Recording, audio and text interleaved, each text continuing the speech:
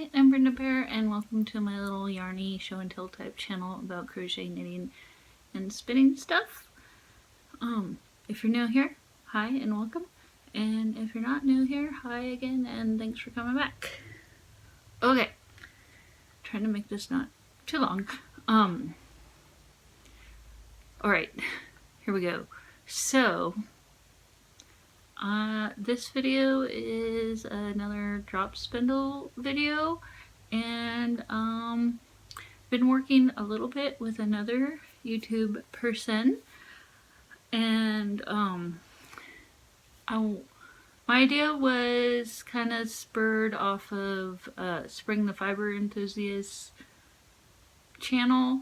She had been asked to do some drop spinning tutorials, and that gave me the idea of encouraging people to, or more people to, learn how to spin, or give it a try at least. And you don't have to have a spinning wheel to learn how to spin, and I thought a do-it-yourself drop spindle challenge might be kind of fun, so that's where I'm starting. I don't know how far it will go. I guess mostly the first part is just make one, and if there's interest, then maybe it will go further on to make a two-stranded yarn or chain ply or something like that, but not set in stone, depending on if anyone's even interested. So I've already filmed for another part in this video, wherever, probably after this, of me challenging myself to make some do-it-yourself drop spindles. I already have a few, so I didn't need one, but I thought in the spirit of my idea challenge that I would also make one, and I ended up making a few. So I guess I'm going to probably stop here and then insert the making thing, and then I will come back and edit it specially and show you what I have finished. So yeah, I'll see you in a minute. Almost forgot, so this is going to be added in somewhere. I'm filming over here because of Rhea's yarn addiction. She had mentioned my unicorn tapestry thing behind me in other videos, and I told her, no, thank you, and I actually had another one. So here's the other one, Rhea, that I was referring to. He's my brown unicorn that I love. So yeah, that's all that was about. So this is some of me challenging myself to make a drop spindle. So this wasn't really planned, but I kind of came up with this while I was trying to get a hole into this plastic cap. So this is just a wooden dowel that I think is like 3/8 inch size, and this is just like a plastic pill cap bottle thing. And so I found the center of it, and I was going to drill a hole into the cap, but I wanted to get a little pilot starter hole there so that my bit didn't kind of get off center and slide out of, so it's not quite right. So I was attempting to do that, and trying to get the push pin tack into the plastic cap. It held into the plastic pretty well, and I thought, well, maybe that would work.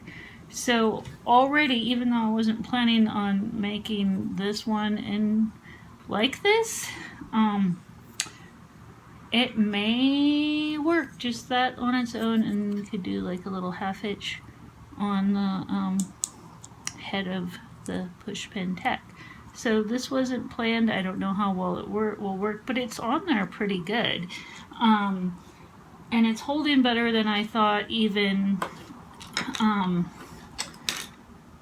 this, my other idea, there's lots of videos out there on how to make your own drop spindle, but using a paper clip and wrapping it around the end of the pencil. And I had also planned on, there's some options of making your own spindle, drop spindle with like a pencil and some old CDs. I know I have them, but they're not in a place to where I can get them right now. So I thought I would try to be, I guess, authentic in using what's easily accessible to me and using what I have. So this is, excuse me, another cap. This is from some a glass milk bottle. So basically what I was going to do with the other cap, this one, was to drill a hole. So in the meantime, so my other idea, because there's ways of making drop spindles, is just to use some oven bake clay, and I kind of used this cap, but it's already attached now, as a cookie cutter for this piece. And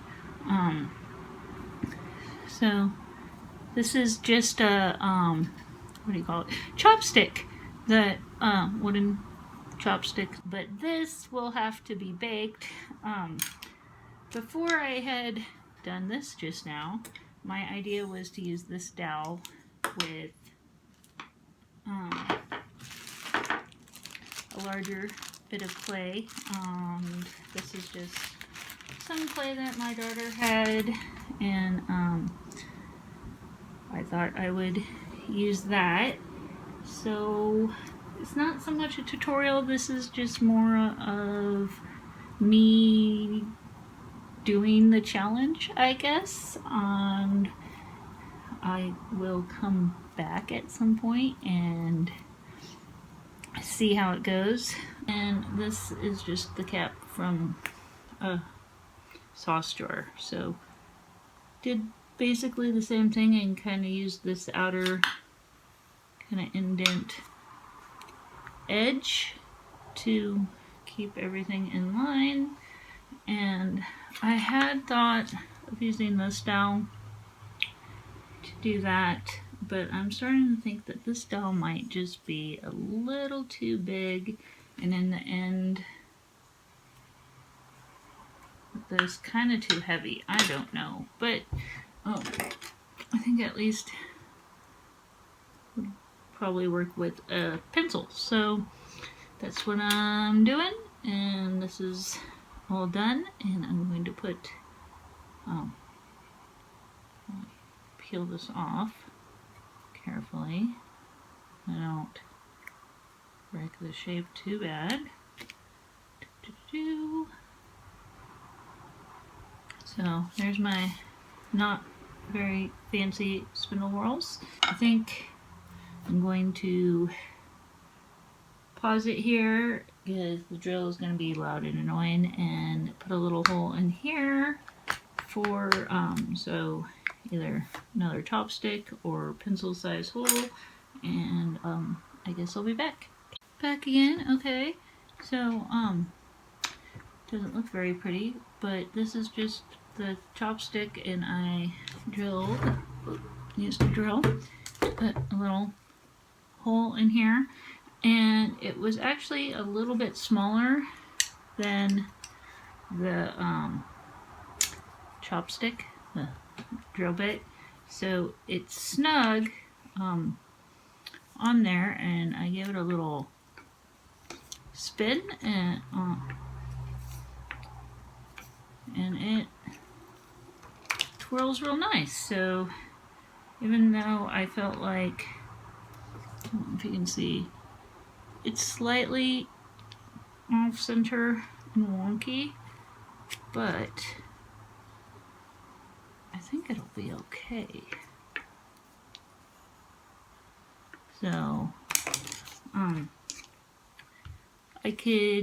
so there's some notches in this or chopstick, in case, hopefully you can see. So instead of actually putting a hook, I was thinking of just treating this as a bottom whirl drop spindle and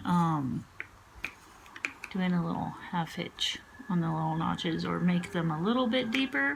So that was quick. Not exactly what I was going for, so I'm thinking I might do it that way. Ta-da! I think that's pretty good. So yeah, that's just a milk cap, bottle cap, and a chopstick. And I haven't used any glue or tape or anything, and I mean, it's not, I mean, the most secure thing, but ta-da! I feel like maybe I'm being lazy, but there's lots of excuse me, tutorials for do-it-yourself drop spindles, and I watched a bunch of them and decided to give it a try myself, and then ended up with this unintentional thing. I don't know. I feel like this is just too long and too big. I mean, yes, it will technically work, but most of the stuff I like to spin is not really thick and crazy, so this doesn't seem very practical. I'm thinking maybe this whirl and this might work once this is baked. Not sure, but I've made a couple whirls and unintentionally made this one. I have another more chopsticks, so that one will still have a shaft, and these will go in the oven, and I'll probably come back later and do something. So I challenge you to find some things around the house, and like, you don't have to use clay. Like for this is just scrappy, garbagey kind of stuff, or would be thrown in recycle. But and I've already got pretty much a spindle without even baking. So my other idea, and this is in other people's videos, was using pencil and some old CDs in this paper clip, but I haven't played CDs in I don't know how many years, so I don't have any handy right now, or even an old junky one. But if I do, I will make another little video of putting that together. So, but there's already videos out there of how to do that. My other idea is to sand down this little twig and possibly make a little shaft out of it. I just broke the not so straighty part off. So this isn't perfectly straight, but that's another idea. So yeah, make yourself a drop spindle and spin up some yarn. Okay, bye. Okay, hi, I'm back again. If you're still here after watching me fumble around with how I wanted to do this, but I thought I would show you the finished drop spindles. So, okay, which one was first? I can't remember. I think it might have been this one. So, this one was just, well, I made some changes. Okay, this was just a plastic milk bottle cap and a chopstick, and I just drilled a slightly smaller hole than the chopstick into the cap and shoved that onto the chopstick. And this one isn't glued or secured in any other way other than just the snugness from the hole being just a little bit small, but it works. Let's see if I can show this. So, let's see. I already spun a tiny bit of yarn on here, but just to see if it was working right. And it spins all right. It's a little light. As more yarn gets put on there, it will get heavier. But which I'll show more in a little bit. I had this extra washer and it looked like a pretty good size. So if it's not quite heavy enough for me, I can add a little weight, glue it on there or tape it on there. But I kind of like the idea of it being able to come off if it becomes too much weight once there's more yarn built up. So there's the first one. Very simple. And if I didn't mention it before, I'm not really showing or teaching how to spin on a drop spindle.